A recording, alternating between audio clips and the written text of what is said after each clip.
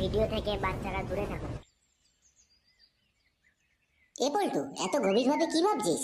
ভাবছি মেয়েটা দিন দিন বড় হচ্ছে, বাবাও প্রত্যেকদিন কাজের জন্য ঝামেলা করছে। এবার মনে হয় কোনো একটা কাজে ঢুকতেই হবে, বুঝলি তো।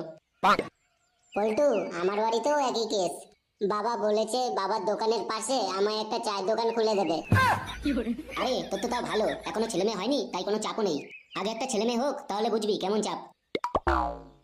এমন ভাবে বলছিস, তোর মনে হয় ছেলে হওয়ার পর থেকে তুই বিশাল চাপ নিয়ে নিয়েছিস। না নিইনি, কিন্তু এবার বারা নিতে হবে। আমার ঢ্যামনা বাক্যে তো তোরা ভালো মতো চিনিস।